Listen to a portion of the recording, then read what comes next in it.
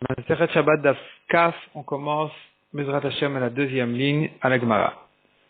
La Gemara se rapporte sur ce qu'on a vu dans la Mishnah, on n'a pas le droit de laisser de la viande grillée pendant Shabbat, de l'oignon, de l'œuf, sauf si ça a déjà été grillé suffisamment avant Shabbat. La Gemara demande combien ça doit être cuit avant Shabbat pour pouvoir le laisser au feu pendant Shabbat. Donc c'est la question de la Gemara ici en un mot, Vekama, et combien? Combien ça a été cuit avant Shabbat pour qu'on puisse le laisser sur le feu pendant Shabbat? Répond la Gemara, Amarav Elazar, Amarav Kedeshitol Umiboadiom. Il faut que ce soit cuit avant Shabbat, Kemachal Ben Droussaï, comme la cuisson, le repas de Ben Droussaï. Rashi explique ici, Rashi à droite, Ben Droussaï Listimaya, c'est un bandit, Umevachel Bishulo Shlish. Il avait l'habitude de cuire un tiers de la cuisson, il n'avait pas le temps d'attendre plus que ça. Et de cette manière-là, il se suffisait de cette cuisson. Et ça, c'est ce qu'on appelle donc, si c'était cuit avant Shabbat, c'est déjà un peu mangeable. Et donc, on peut le laisser sur le feu. On ne craint pas qu'il risque de tripoter le feu, de tripoter les braises pour renforcer le feu, puisque c'est déjà mangeable de cette manière-là. Donc, selon Rashi, c'est un tiers de cuisson. Selon d'autres poskim, c'est la moitié. Itmar Nami, la Gemara ramène encore un renforcement pour cet enseignement-là. Amaravasi Amarabi Yochanan, Kol Shukemachal Ben Droussaï, toute chose qui a été cuite comme ce que Ben Droussaï avait l'habitude de cuire, donc un tiers de la cuisson, En Bo Mishum Mishulen Ochim, on ne craint plus les cuissons des goïms. Si ça a déjà été cuit de cette manière-là, et qu'ensuite un goï est venu et l'a remis sur le feu, on n'a pas de problème de manger ce plat. Tanya, Hanania Omer, Kol Shukemachal Ben Droussaï, Mutar la Shotal Gabekira, tout comme ce que Ben Droussaï mangeait, donc un tiers, on a le droit de le laisser sur le feu pendant Shabbat, même si ce feu-là n'a pas été garouf vekatum. Groufa uktuma, c'est une nouvelle notion ici, une notion très essentielle dans la halachot de shehiya, donc de laisser un plat sur le feu pendant Shabbat, qui veut dire garouf ou vekatum. Ça veut dire garouf, c'est si on a balayé, on a retiré toutes les braises du four. Dans ce cas-là, on a le droit de laisser la marmite sur le four, parce qu'on ne craint pas qu'il va renforcer le feu. Ça y est, il s'est déjà marqué le fait qu'il n'a pas le droit de toucher le feu, il a retiré toutes les braises, c'est terminé, donc on a le droit. Katoum, c'est s'il a mis de la cendre sur les braises pour affaiblir le feu, ça lui sert aussi de souvenir, ça doit lui marquer le fait que c'est Shabbat aujourd'hui qu'il n'a pas le droit de toucher le feu. Et ici, on est en train de dire que si ça a été cuit un tiers, même si le feu n'est pas garouf vekatou, même si on n'a pas retiré les braises, même si on n'a pas couvert les braises, on a le droit de laisser la marmite sur le plat, sur le feu, parce qu'on ne craint pas qu'il va renforcer le feu pour que ça cuise mieux que ça, puisque ça a déjà été cuit un tiers. En notnin et tapat. On a vu encore dans la Mishnah, on n'a pas le droit de laisser le pain, la pâte au four, sauf si il y a déjà une croûte déjà sur la surface du pain, selon Rabbi Eliezer, sur le côté inférieur, le côté d'en dessous du pain. La Gemara demande qu'est-ce qu'on appelle en dessous. Ibayalou, on s'est posé la question. Tarton, qu'est-ce qu'on appelle tarton? Le côté en dessous du pain. Est-ce que c'est à R de Gabetanour, c'est le côté qui touche le four? Odilma tarton R de Gabetaour, ou bien on appelle le tarton le côté inférieur, celui qui est du côté du feu. À mon avis, on comprend cette question-là de la Gemara de la manière suivante. Leur four, ils étaient larges en bas et étroits en haut. Les pains, on les collait sur les parois, sur les murs du four, pour que ça cuise, alors que le feu était en bas. Donc finalement, les pains, ils étaient un petit peu à l'envers. Il se trouve que les pains étaient à l'envers parce que le côté qui était collé au four, finalement, ça sera sur la table le côté inférieur du pain. Mais maintenant, dans le four, c'est le côté supérieur, parce que c'est un peu à l'envers, comme on a dit. Les murs, ils sont penchés, le pain, il est collé sur le mur, donc il est à l'envers. Donc ici, la question de la Gemara, elle est, qu'est-ce que j'appelle le côté tarton, le côté inférieur du pain? C'est celui qui est collé au four, et donc, il est inférieur par rapport c'est-à-dire celui qui rentre dans le four, il verra que le côté extérieur, et pas le côté qui est collé au four. Donc, il appellera le côté extérieur, le côté plutôt qui est dans le four, pas collé au mur, il appellera ça le côté supérieur du pain, et par rapport à lui, donc le côté qui est collé au four, c'est le côté inférieur. Ou peut-être non, Odilma non, peut-être je dis autrement. Tartaner de Gabéaour. Le côté inférieur, c'est celui qui est du côté du feu, parce que finalement, aujourd'hui, tel que le pain, il a la position du pain, il se trouve que le côté qui est du côté le côté du pain qui est vers le feu, c'est le côté inférieur. Tashma, viens écoute, la Gemara vient résoudre cette question. Rabbi Eliezer Omer, très clairement Rabbi Eliezer dit que des shikremu panem du bakin batanour. On attend que le côté qui est appelé inférieur dans la Mishnah, ici on dit clairement que c'est le côté qui est collé au four, que ce côté-là déjà prenne la couleur d'un pain cuit, et donc on voit d'ici que le côté inférieur on appelle le côté qui est collé au four. Rashi explique que si je dis que le côté qui est collé au four doit être déjà cuit, c'est une khumra. Parce que plus rapidement va cuire le côté qui est le côté de la pâte, qui est vers le feu. Tandis que là, selon Rabbi Eliezer, il faut attendre que cuise même le côté qui est collé au four pour permettre de le laisser dans le four. On continue dans la Gemara. Meshal Shelin et Pessah. On a le droit de descendre l'agneau du Pessah dans le four pour le griller, même si il est cru, même si on ne l'a pas cuit un tiers.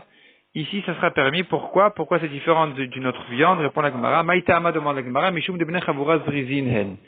Les gens du groupe qui se sont réunis, regroupés pour manger l'agneau le soir du Pessah, l'agneau du Pessah, ils sont vifs d'esprit et ils vont faire attention à ne pas toucher le feu pendant Shabbat. Halavachi, la Gemara demande si on n'avait pas cette raison spéciale de dire qu'eux ils sont zrizin, ils ont cette zrizout, ils sont vifs. Si on n'avait pas eu ça, on aurait interdit de descendre l'agneau dans le four avant Shabbat, tant que il n'a pas grillé, n'a pas été cuit un tiers. Ve'amar demande la Gemara, pourtant on a vu en haut. Gadia ben sharik ben lo sharik shapir dami. Le chevreau, aussi bien si le four est fermé avec du ciment bien bouché, que sinon, dans tous les cas, on a le droit de laisser dans le four, puisque finalement, il n'aura pas envie d'ouvrir le four parce que le vent, comme on a dit, ça abîme la cuisson de ce chevreau, de cette viande-là. Donc ici aussi, on devrait permettre, même sans cette raison spéciale, de dire que le Bnei Chabura Zrizinen, que les gens qui sont regroupés sur l'agneau du Pessah, ils sont vifs. Répond la Gemara, Hatam Mintach. Là-bas, quand on a permis de laisser le chevreau dans le four, c'est parce qu'il a déjà été coupé en morceaux. Les morceaux de viande, eux, vont s'abîmer en ouvrant le four. Tandis que Hacha, ici, à propos de l'agneau du Pessah, l'Omintar, il n'est pas coupé en morceaux, au contraire, il est entier. On le grille entièrement. Puisqu'il est complet, alors il ne va pas s'abîmer par le vent, donc par l'air qui va rentrer en ouvrant le four. Donc on devrait interdire, de peur qu'il ouvre le four pour renforcer le feu. Et là, on vient de dire que non, c'est permis ici quand même pour une autre raison, parce que, comme on a dit, les gens de la Chaboura, les gens qui sont réunis, se sont regroupés pour le Korban Pessah, ils sont vifs d'esprit, ils vont faire attention. On a vu encore dans la Mishnah qu'on a le droit de faire un bon feu dans la pièce du Beth Amikdash qui s'appelle Beth Hamoked, là où les Kohanim se réchauffent. Maintenant, on sait qu'on a le droit de laisser ce feu-là avant Shabbat, alors que ça sera allumé bien pendant Shabbat. On ne craint pas que les Kohanim vont tripoter le feu. Répond la Gemara, Maravuna, c'est écrit dans le pasuk. Lotevaru esh bechol moshvotechem. Vous n'avez pas le droit d'allumer un feu dans toutes vos habitations. Bechol moshvotechem yatamavir. Dans vos habitations, vous n'avez pas le droit d'allumer un feu. Avalatamavir bimdurat betamoked. Mais au Bet Hamikdash, donc tu as le droit d'allumer un feu dans cette pièce-là, dans le bimdurat, le feu Bet Hamoked, c'est la pièce dans laquelle on laisse ce feu-là pour réchauffer les Kohanim. Matkifla Rav Chizda, il demande Rav Chizda si c'est comme ça. Afilu be Shabbat nami, on devrait permettre aux Kohanim même d'allumer le feu pendant Shabbat, pour se réchauffer, puisque tu dis que tout ce que la Torah a interdit, c'est que dans vos habitations, à la maison. Au Beth Amikdash, c'est permis. Donc on devrait dire qu'il a le droit même d'allumer le feu pendant Shabbat, pas que de le laisser.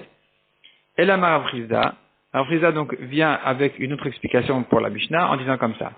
Krakiata, le pasuk, pourquoi il est venu? Les Mishre Varim Updarim Udeata. Il est venu nous permettre de brûler les membres et les graisses des korbanot pendant la nuit du Shabbat. Pendant Shabbat. La nuit, le jour, c'est pareil, on a le droit de brûler pendant Shabbat. Donc même les korbanot apparemment de la veille de vendredi, on a le droit de les brûler si on les a fait vendredi. Donc on a jeté le sang misbéach vendredi, on lui a fait la shrita évidemment vendredi. Maintenant, pendant la nuit du Shabbat, il nous reste des graisses à brûler, on a le droit de les brûler, les graisses, les membres du korbanola, toute la nuit du Shabbat. Ça, c'est ce que le pasuk va nous permettre en disant, vous n'avez pas le droit de brûler des feux dans vos habitations, mais au Beth Amikdash, c'est permis. Donc ici, on est en train de brûler finalement les viandes des corbanotes, les graisses, et c'est permis comme ce qu'on apprend de ce pasouk-là.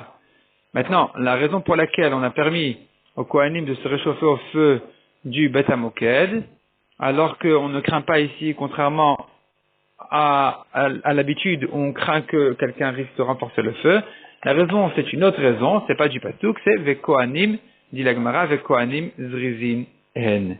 Les Kohanim en général sont des gens qui sont zrizin, ils sont vifs, et donc ils ont suffisamment de présence d'esprit pour faire attention à ne pas renforcer le feu pendant Shabbat, et donc on ne craint pas ça, on peut leur permettre de se réchauffer au feu pendant Shabbat. Même si, comme on a dit, il n'a pas été suffisamment allumé avant Shabbat, alors qu'en général on interdit, dans ce cas-là, ce sera permis. Ou Bagvulin, ça veut dire en dehors du Beth Amikdash, Kedei Shete Chos Vechule, on a vu dans la Mishnah, on a le droit de laisser un feu, à condition que le feu saisisse la majorité des bois. Maïrouban, qu'est-ce que leur majorité? Amarav Rov Kolechad Vechal, la majorité de chaque bois. Ou Shmuel Amar, Kedei Shelo Yomru, et Shmuel dit non, ici aussi, Shmuel donne ici une autre mesure des choses, Kedei Shelo Yomru Have Etim, afin qu'on ne dise pas amène des petites brindilles, des petits bois, Venaniar Tarten, et que on les mette en dessous de ces gros bois, pour que le feu tienne bien. Et dans ce cas-là, on a le droit de laisser le feu Shabbat. C'est-à-dire, s'il était suffisamment allumé qu'on n'a plus besoin d'aider le feu, de renforcer le feu par des petites brindilles, alors dans ce cas-là, on aura le droit de laisser ce feu-là pendant Shabbat. Tana Ravchia, les Sayol et Shmuel. Ravchia ramène une braïta, a enseigné une braïta qui vient renforcer ce que Shmuel a dit. Kedesh etesh alhevet olam me'elea. Donc on a vu, il faut, selon une explication, allumer la menorah suffisamment pour que la flamme monte d'elle-même. C'est pas qu'il a à peine allumé la flamme, il s'en va. La flamme, elle se renforce. La flamme, elle fait le travail pour bien saisir. La mèche, elle fait le travail pour bien saisir la flamme. Le temps que c'est pas encore prêt, il y a encore un petit moment pour que la flamme soit bien attrapée sur la mèche. Non, c'est pas comme ça qu'il faut allumer. Il faut allumer bien, suffisamment, pour que la mèche soit enflammée correctement. La flamme soit bien attrapée sur la mèche. Velo shetesh alev etola l'idée de varacher, n'est pas que la flamme ne monte que avec l'aide d'autre chose. Donc la menorah doit être bien allumée. Il doit laisser sa main pour allumer la mèche jusqu'à ce que ça tienne bien, le feu tienne bien là-bas. Donc ici aussi, ce sera pareil. On voit que des fois le feu a besoin d'aide d'autre chose. Dès qu'il est déjà indépendant, il se tient bien. Ça y est, ça s'appelle allumé. Pareil ici. Donc le feu qui sera permis avant Shabbat, c'est que s'il se tient déjà de lui-même, il a bien été allumé, on n'aura plus besoin de le renforcer avec une tour de petites brindilles. Et Tichidi, la Gemara demande ici, pose une nouvelle question. Qu'est-ce qu'on fait avec un bois unique? Il en a fait un feu. Combien il doit être allumé pour permettre de le laisser comme ça, d'en profiter pendant Shabbat?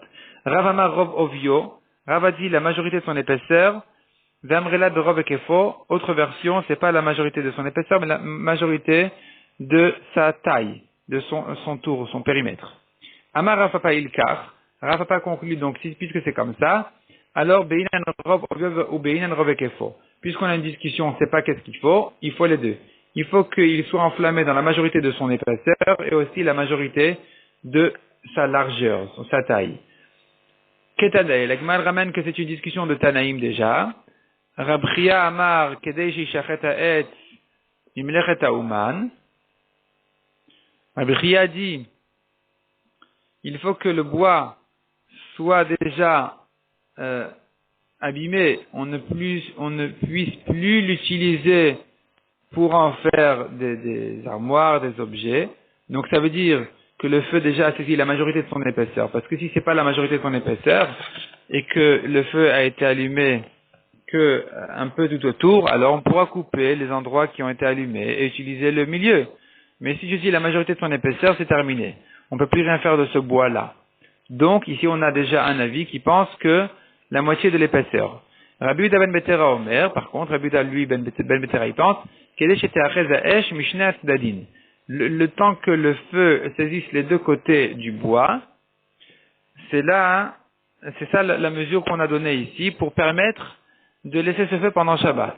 La falpi shenria la davar, malgré qu'on n'a pas de preuve pour ça, pour cette halakha de Rabbi de Rabban Metera, zecha la davar, on a quand même un souvenir pour cette chose-là d'un pasouk quand même qui nous servira de rappel quand même à cette idée-là que dès que le feu a saisi la majorité donc du tour de la taille du bois, on considère que ça y est maintenant il va bien tenir déjà, et on ramène là-dessus un pasouk qui dit comme ça. Echnek sotav achla esh, les deux côtés du bois, le feu a déjà mangé, dévoré, brûlé. Vetocho nichar, et son intérieur a déjà séché. Est-ce que il va réussir pour n'importe quel, ce bois-là, on pourra en faire n'importe quel travail, n'importe quel objet, donc on peut rien en faire. Donc on voit que dès que le feu a saisi les deux côtés, c'est terminé. Ici aussi c'est pareil, dès que le bois s'est enflammé de ces deux côtés, c'est suffisant pour permettre de le laisser pendant Shabbat et même en profiter. On ne craint pas qu'un homme va aller le renforcer puisqu'il se renforce de lui-même. La Gemara ramène encore un passage qui dit Ve'ach lefanav mevo'aret. Le feu était devant lui allumé. Devant lui, c'est le roi Yoyakim qui avait le feu devant lui. Quand on lui a annoncé la destruction du Beth Amikdash, il a entendu la Megillat Echa. Au début, il a dit ça va. Dès qu'il a entendu que les ennemis vont prendre sa chaise, son trône, là, il s'est énervé, il a jeté la Megillat Echa, il a jeté dans le feu. Et Yirmia Navi a dû donc renouveler la Megillat Echa en ajoutant encore un pérec dans lequel il a ajouté encore un pérec dans lequel il y a 3 fois tout le Aleph Bet. Parce que Megillat Echa, c'est en fait, premier pérec, on a chaque passage qui commence par Aleph Bet. Deuxième pérec pareil, quatrième pareil. Et quand elle était brûlée, Yirmia a dit, il n'y a pas de problème. On va renouveler les 3 pakim dans lesquels il y avait déjà tout l'Aleph Bet. Non seulement ça, on va ajouter encore un pérec de plus, donc des malheurs qui vont arriver au peuple juif du temps de la destruction du Beth Amikdash. Et dans le pérec qui a été ajouté, il y a 3 fois tout l'Aleph Bet. Et donc, ici, là-bas, c'est écrit qu'il y avait un feu devant lui allumé, Ve'a'ar. On appelle le feu Ar. Pourquoi on l'appelle Ar? Qu'est-ce que ça veut dire le mot Ar? Maï Ar demande la Gemara. Qu'est-ce que c'est ce Ar? Amar Rav Achvana. Le mot Ar veut dire, Achvana c'est du bois de sol. Ushmuel Amar, Etzim, Shenidleku Be'achvana. Shmuel dit, non, le mot Ar vient plutôt, c'est pas le nom de l'arbre, ce sont des bois qui sont allumés, Be'achvana comme des frères, bien ensemble, bien regroupés, et qui font un bon feu. Haoud Amar le raconte la Gemara, quelqu'un est venu et leur a demandé, à annoncer, Man Be Achvana, qui c'est qui veut Achvana? Ishtakar Aravta, on a trouvé que c'était du bois de sol, et donc on voit que Achvana c'est plutôt, selon cette histoire-là, qu'on appelait ça plutôt, c'était le nom de l'arbre. Amar Ravuna, Kanim En Tzrichin Rov. Les roseaux, on n'a pas besoin qu'ils soient allumés en rove, leur majorité. Dès que le feu a bien pris sur le bout des roseaux, ça y est, il va se débrouiller tout seul, on n'a pas besoin de le renforcer. Et donc, on pourra laisser des roseaux qui sont enflammés avant Shabbat, on pourrait les laisser comme ça pendant Shabbat. Agadan, si par contre il les a réunis, il les a achetés, Richin Rov, il faut quand même que le feu prenne la majorité, que la majorité des roseaux s'enflamment, parce que comme ils sont serrés, alors le feu ne peut pas vraiment passer de l'un à l'autre, il n'a pas de place pour passer de l'un à l'autre, donc il risque ici de renforcer le feu. Garinin, les noyaux de date par exemple, qui sont du bois, on en fait un feu, on alimente le feu avec, il n'y a pas besoin qu'il s'enflamme en rove, en majorité. Netanel bechotalot, mais si il les a regroupés, il les a mis dans des récipients de chotalot c'est des récipients de feuilles de palmier, là, puisqu'ils sont, comme on a vu, ils sont réunis, le feu ne peut pas passer facilement de l'un à l'autre, et donc il faut qu'il y ait déjà un rov qui soit enflammé avant Shabbat. Malkla Rav Chizda, ça c'est ce que pensait Ravuna. Rav Chizda objecte en disant non, au contraire, Adraba, au contraire, Ifra Mistabra. La Tevara est exactement le contraire, on devrait dire le contraire.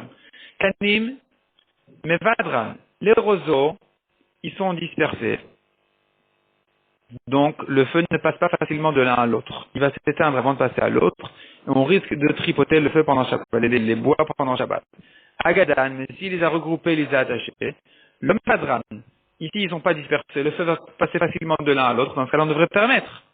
De même, garinin, les noyaux, mais vadran, a priori ils viennent disperser, le feu ne saute pas de l'un à l'autre, donc on devrait interdire parce qu'ils risquent de les regrouper pendant Shabbat. Netanan bechotalot, mais s'il les a regroupés, les amis, dans ces récipients de feuilles de palmier, l'omevadran, ici sont réunis, et le feu va bien passer de l'un à l'autre, c'est là on devrait permettre. Donc ici, on a deux svarot contradictoires. C'est une marloquette entre Ravuna et Rav Chizda. Dans quel cas on permet, dans quel cas on interdit. Itmar Nami. Agmal ramène un enseignement de Rav Kana. On tourne la page. Amar Rav Kana. Kanim Shagadan Tzrichin Rov. Les roseaux qui ont été attachés, il faut ici une majorité. Il faut que ce soit enflammé en majorité, en Rov, de manière à permettre de les laisser comme ça pendant Shabbat, parce que ça c'est comme la svara de Ravuna qui disait, comme ils sont réunis, alors le feu ne s'étouffe là-bas, il passe pas facilement de l'un à l'autre. Lo agadan entrichin rov, mais s'il les a pas attachés et que ils sont pas réunis, alors il n'y a pas besoin d'un rov, le feu passe facilement de l'un à l'autre. Garini, tandis que chez les noyaux c'est le contraire, Rav Kana dans les noyaux il pense cette fois-ci pas comme Ravuna mais comme Rav Chizda, il pense que les noyaux entrichin rov, il faut un rov, Netanan bechotalot, mais s'ils ont regroupé les amis dans les chotalot, dans les récipients de feuilles de palmier, ici on n'aura pas besoin d'une majorité, parce que le feu passe facilement de l'un à l'autre. Tane Rav Yosef, Arba Medurot, on connaît quatre feux qui n'ont pas besoin de rov parce que le feu s'enflamme facilement et qu'il est déjà indépendant, on n'a pas besoin de le toucher. Dans ce cas, même si ça a été à peine allumé avant Shabbat, il sera permis déjà de le laisser pendant Shabbat. Et ces feux-là, ils sont à base de quatre choses différentes qui s'enflamment facilement.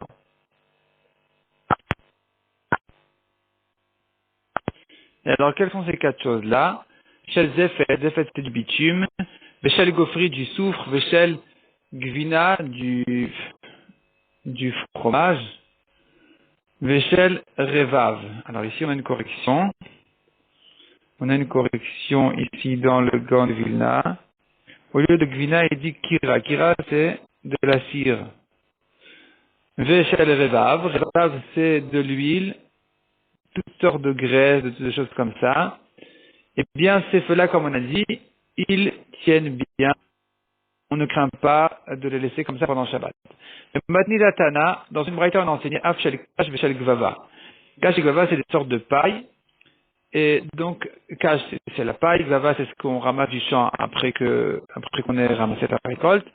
Donc, ces petites pailles-là, toutes ces choses-là, elles s'enflamment facilement. Amar Rabbi Yochanan, Etim Shel Bavel En Trichin Rov. Les bois de Bavel n'ont pas besoin d'être enflammés en rov, en majorité avant Shabbat, puisqu'ils s'allument bien, ils s'enflamment bien, on ne craint pas de les tripoter pendant Shabbat. Matkifla Rav Yosef. Rav Yosef objecte, Maïk, de quel bois il s'agit? Il est silté. S'il s'agit de silté, Rashi dit, Lachar Shasaum Etim Dakim.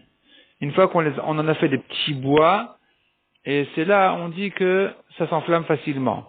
Hashta, ptila, si déjà à propos de la mèche, amar oula hamadlik, tarir shiadlik berov ayotse, celui qui allume doit faire attention à ce que la majorité de la flamme s'allume. Alors, et on voit que ça s'enflamme pas, c'est pas si évident que ça. Alors que la flamme, elle est de tissu, elle est trempée dans l'huile, elle s'allume facilement. S'il t'est mis baya, alors ces petites brindilles de bois là en question, ou le bois qui était taillé comme ça, évidemment qu'Alvachomer, qu'on aura besoin de l'allumer en majorité pour qu'il s'enflamme de lui-même. Donc on pourra pas le permettre si facilement que ça. Et la Rav Yosef, Shucha de Arza. Shucha de Arza, c'est une branche de cèdre. Rami Baraba Amar Zaza. C'est encore une branche d'un bois et d'un arbre, et ces choses-là, eux, s'enflamment facilement. C'est là où on a dit que les bois de Babel, on n'aura pas besoin d'un robe. On pourrait les permettre dès que c'était enflammé déjà un petit peu avant Shabbat. Hadran Alach et Tiyot Shabbat. On commence le deuxième Pérec de Masechet Shabbat qui parlait de l'allumage des bougies de Shabbat. Bamem Madlikin ou Bamem El Madlikin. Quelles sont les mèches qu'on peut utiliser pour les bougies de Shabbat et quelles sont les mèches qui sont interdites parce que on va craindre que la mèche ne va pas bien s'enflammer et il risque de la tripoter. Et s'il va la tripoter, alors il va enflammer la mèche et il fera donc le travail interdit, la mélacha interdite de mavir, qui veut dire allumer le feu. En madlikin, et voici donc la liste des choses, des mèches qui sont interdites. Là, la Gemara les expliquer une à une, et ici on va les lire telles qu'elles sont citées dans la Mishnah. Lo belechesh velo bechosen velo bechalach velo biftilat eidan velo biftilat amidbar velo birkash al pna'amayim. Donc ici on a une liste de 6 sortes de mèches qui seront répétées dans la Gemara, qui seront expliquées une à une, qui sont interdites pour les bougies de Shabbat. Maintenant, la Mishnah elle passe à une liste encore des huiles. Quelles sont les huiles interdites? Velo bezefet. Et donc, on n'a pas le droit non plus d'utiliser maintenant comme huile du bitume. Velo beshava, ni de la cire, velo beshemen kik, velo beshemen srefa. On verra dans la Gemara ce que c'est ces choses-là. Shemen kik, on verra dans le daf suivant. Shemen srefa, c'est de l'huile de trouma qui est impure, qu'on a le droit que de brûler, d'en profiter de cette manière-là, mais pas de conseil. Velo be'alia, c'est la graisse de la queue de l'animal. Velo bechelev, ni de la graisse en général. Nachum Amadi Omer Madikin bechelev mvushal. Selon Nachum Amadi, on a le droit d'utiliser de la graisse cuite. Vachachamim omrim echad mvushal vechad shenem mvushal en madikin. Selon Chachamim, par contre, aussi bien si ça a été cuit que sinon, on n'a pas le droit d'utiliser la graisse pour en faire de l'huile pour allumer les bougies de Shabbat. Et là, la Gemara reprend donc la liste des 6 mèches qui sont citées dans la Mishnah. Lechesh. La première mèche qu'on a vue, c'était lechesh. Qu'est-ce que c'est que ce lechesh? Shucha de Arza, branche de cèdre. Shucha de Arza etzbe alma, ou demande la Gemara, mais c'est pas une mèche. Cette branche de cèdre, ce n'est que du bois. On n'en fait pas des mèches. Répond la Gemara, be'amranita deivbe. Il y a de la laine à l'intérieur, et cette laine à l'intérieur, on s'en sert pour en faire des mèches. Ça, c'est interdit pour les bougies de Shabbat. Velo bechosen. Deuxième mèche interdite qu'on a vu dans la Mishnah, c'est chosen. Qu'est-ce que c'est que chosen? Amar Rabbi Yosef, neoret shel pishtan. Neoret shel pishtan, c'est ce qui sort quand on peigne le lin. Et donc, ces petits poils de lin, ces petits cheveux de lin, on s'en sert pour en faire des mèches. Et c'est aussi une mèche interdite. Amar le Abaye ve'aktiv. Comment tu dis que chosen, c'est le lin? Pourtant, c'est écrit ve'aya e chasson, lin oret. Donc, le chasson deviendra de la néoret. Donc, néoret, donc le chosen de la Mishnah, c'est pas néoret. Nous, on a dit, le chosen de la Mishnah, c'est néoret chez le pishtan. C'est ce qui sort du lin. Et là, on est en train de dire que le chasson deviendra du néoret. Chasson, ça veut dire le fort deviendra un rien du tout, comme le lin qui s'envole quand on le peigne. Donc, chasson n'est pas égal à néoret. Et la Marabaye, donc Abaye explique autrement. Chosen, ça veut dire quoi? C'est kitna, c'est du lin, des daïs qui a été écrasé, velo nafit qui n'a pas été peigné. Velo bechalach. Troisième mèche interdite, donc on en a vu déjà 2, on a vu l'echesh qui était branche de cèdre. Chosen, on a vu, c'était le lin qui a été un peu travaillé, pas complètement. La troisième, c'est chalach. Qu'est-ce que c'est que chalach? Amar Shmuel shaltin lechol nechut yama. Shmuel dit, j'ai questionné tous ceux qui descendent à la mer, ça veut dire ceux qui voyagent dans des pays lointains. Est-ce qu'ils connaissent ce mot-là, chalach, qu'on ne connaît pas ici? Ve'amri li, et ils m'ont dit, kulcha shme, c'est son nom, kulcha, le chalach, c'est le kulcha. Ravi Trak Barzira, Mar Gushkera. Lui, il explique que Gushkera. Gushkera, ça veut dire, Gushkera, c'est de la soie. Donc, des résidus de soie. Ravin, Ve'abaye, raconte la Gemara, Ravin et Abaye, Havuyat Vekamed Rabna Nechemia. Ils étaient assis, installés en face devant Rabbi Nechemia, Arva Deresh Galuta, le frère du grand de l'exil. Chazieh de Hava Lavish Metaksa. Ils l'ont vu habillé, vêtu, Metaksa d'un manteau de soie. Amar le Ravin a Abaye. Ravin a dit à Abaye, Haynu kalach detnan. Ah voilà, c'est justement le kalach qu'on a vu dans la Mishnah. Ce manteau-là de résidus de soie, c'est ça, c'est justement le kalach de la Mishnah, que la Mishnah dit on n'a pas le droit d'en faire des mèches pour Shabbat. Amarle, alors il a dit, Anan Shira Paranda Karinale. Toi tu l'appelles kalach, nous on a l'habitude de l'appeler Shira Paranda, manteau de soie, c'est comme ça qu'on a l'habitude de l'appeler. Maintenant la Gemara va demander, est-ce que ce Shira Paranda est égal à kalach ou ce sont deux choses différentes? Métivé. Et donc la Gemara l'objecte, ici on voit que ce sont deux choses différentes, parce que on voit que Hashiraim Vehakalach. Donc Shira Paranda c'est Hashiraim, c'est les manteaux de soie. Vehakalach c'est autre chose. Ne me dis pas que le kalar de notre Mishnah, c'est le shira paranda, puisqu'on voit ici dans cette braïta que ce sont deux choses différentes. Un shiraim, c'est une chose, et un kalar, c'est une autre chose. Donc aussi bien un shiraim qui sont les manteaux de soie, l'essentiel de la soie, un kalar, c'est les résidus de soie, vea sirikin, c'est encore une partie de la soie, chayavin, betitit, ce sont des matières, des tissus, enfin des vêtements qui sont chayav de titit, il a quatre coins, il doit leur mettre des titiotes. C'est une objection, la Gemara, elle accepte l'objection, donc on voit ici clairement que le manteau en question, les shiraim de soie, ne sont pas égales à kala, ce sont deux choses différentes. Iba itema, si tu veux, je te dis deuxième réponse, dit la Gemara, non, c'est pas une objection, on pourrait répondre quand même. Shira lechud, ve shira paranda lechud. Shira, c'est une chose, donc hashiraim, c'est une chose dans la braïta, et c'est pas égal à kalar, mais shira paranda, c'est lui égal à kalar. Donc quand il a vu le manteau de soie, il a dit dessus, voilà, c'est ce que nous on appelle kalar. Et l'autre il lui a dit non, pas non, en tout cas nous on appelle ça shira paranda. C'est pas contradictoire. Shira paranda peut être égal à kalar, et shiraim, shira tout court n'est pas égal à kalar. Donc on a shira tout court, et on a shira paranda qui est lui égal à kalar. Le shira tout court n'est pas égal à kalar. Donc finalement, on maintient ce qu'on a vu, que les résidus de soie, c'est ce qu'on appelle kalar, c'est ce qu'on appelle shira paranda, c'était le manteau de cet homme-là, que portait cet homme-là, Rabbi Nechemia, et ça c'est la matière qu'on n'a pas le droit d'utiliser pour en faire des mèches pour Shabbat. On passe à la prochaine matière, velo biftilat aidan, ni une mèche à idan de idan. Qu'est-ce que c'est idan? Arvina, le sol. Donc ça aussi c'est une mèche interdite. Ravin v'abaya bukazu Patka de Tamrurita. Là, il me raconte encore une histoire avec un Ravin et Abaye qui allaient les Patka dans la plaine des Tamrurita, c'est le nom de l'endroit. Chazinu lehanhu aravta. Ils ont vu justement des arbres de sol. Amri le Ravin et Abaye. Amar le Ravin et Abaye. Ravin a dit à Abaye, Haynu idan detnan.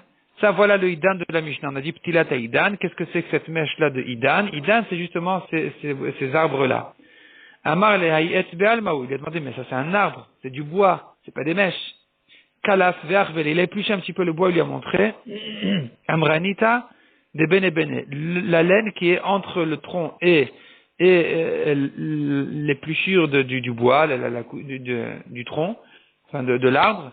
Et donc entre ça et ça, l'un et l'autre, il y avait une petite sorte de laine qui pourrait servir de mèche. Et c'est ça ce que la Mishnah est venue interdire. C'est ce qu'on appelle dans la Mishnah ptilat ha'idan, la mèche du idan. Velo b'ptilat hamidbar, on a vu encore dans la Mishnah, on n'a pas le droit non plus d'utiliser des mèches de ptilat hamidbar. Hamidbar, donc du désert. Qu'est-ce que c'est que ça? Chavra. Chavra, Rashi explique, c'est une sorte d'herbe. Velo birokash al pnei hamayim, ni le verre de sur l'eau. Maï, de quoi il s'agit? Demande la Gemara. C'est la dernière des 6 mèches. Ilema ou kamta de charitze. Si tu veux dire que c'est le noir des fentes, Rashi explique, Makom ou kamta de charitze, makom kinusmaim, là où se réunit de l'eau, donc dans les fentes, gadel alem kemenirak roket. Il y a là-bas une sorte de verdure qui pousse là-bas. Et de ça, on en ferait des mèches qui sont interdites pour Shabbat. La Gemara demande, c'est pas possible d'en faire des mèches, il faut chemi fechan, ça se décompose complètement, on peut pas en faire des mèches. Et la Mara papa, ou kamta de arva. Ou kamta de arva, Rashi explique, ici Rashi en bas, ou kamta de arva, sfina mitakavet de makom echad bamaim, un bateau qui s'arrête à un endroit dans l'eau, longtemps, gadel yerak roket saviv shulia mibachutz. Il y a une sorte de verdure qui pousse autour à l'extérieur, donc du bas du bateau, et de ça, on pourrait en faire des mèches. Ça, c'est les mèches interdites pour Shabbat de la Mishnah. Pourquoi? Parce que comme on a vu, la mèche ne saisit pas correctement la flamme, il risque de les renforcer. Tana, l'Agma ramène une braïta aussi, faut aller on a ajouté sur cette liste de mèches interdites pendant Shabbat, shel tsemer ve shel sear, des mèches de laine, donc de laine de brebis, ve shel sear et de cheveux. Ve tanadidan, notre Tana qui n'a pas ajouté ces deux mèches-là, il dit on peut de toute façon pas en faire des mèches. Tsemer michvatskavitz, la laine, elle se rétrécit tout de suite, on peut pas en faire une mèche. Sear achuch et michach, le cheveu aussi se brûle immédiatement, on peut pas en faire une mèche non plus. Velo bezefet, on a vu on peut pas non plus utiliser pour les bougies du Shabbat, donc on a vu on peut pas utiliser zefet, le bitume. La Gemara demande, Zefet, non, la Gemara ne demande pas, la Gemara explique. Donc, Zefet d'Ifta, c'est du bitume. Shava Kiruta, c'est de la cire. Tana. La Gemara ramène ici une braïta. Adkan Psul Ptilot. Jusqu'ici vient toutes les mèches interdites. Mikan Ve'elach, dorénavant, la suite de la liste de la Mishnah, c'est Psul Shmanim, ce sont les huiles interdites. Pshita, évidemment, demande la Gemara. On comprend bien que on peut pas faire de ces dernières choses, on peut pas en faire des mèches que de l'huile, qu'on mettait des mèches dedans pour allumer le feu. Répond la Gemara, Shavai Tarich Ale. Le Chidush, il est, la Mishnah, la Braïta, elle vient nous apprendre ici que la cire, ça rentre dans la liste des huiles interdites et pas des mèches interdites. Maoud et Tema, j'aurais pu croire les petits lotnam lo chazia. On peut pas non plus en faire des mèches parce qu'on avait l'habitude, d'ailleurs aujourd'hui encore, de tremper les mèches dans de la cire, après ça prend bien feu. Et donc j'aurais pu croire que ça interdit la mèche si elle est trempée donc dans la cire. Kamash Malan, c'est justement ce qui vient nous apprendre que non. C'est qu'en tant qu'huile que c'est interdit, mais en tant que mèche, c'est permis. Amar Rami Baravin. Atrana, Itran, ce qu'on appellera dans les Mishnahs suivantes, Itran, dans les huiles interdites. Qu'est-ce que c'est? C'est Psolta des Ifta. C'est les résidus du bitume. Rashi explique, Rashi ici à la dernière ligne, Psolta des Ifta, l'achar shete azefet minet, après que le zefet, le bitume sort du bois, de l'arbre, zav mimen walidea ur, et on sort il y a, avec le feu, en le réchauffant, il y a un liquide qui sort de ça, qui coule de ça, qui est psolet taloul keshemen, hein, des résidus qui sont transparents comme de l'huile. Le itran, ça c'est le itran. Shava, psolta des douvcha. La cire, la shava, c'est les résidus du miel. Donc dans la ruche, il y a la partie qui est le miel et les résidus. Karachi explique, tout en haut ici, les mains des matnés, celui qui fait une condition que les misvan shava, je peux acheter ce qui s'appelle shava, il doit lui donner les résidus du miel.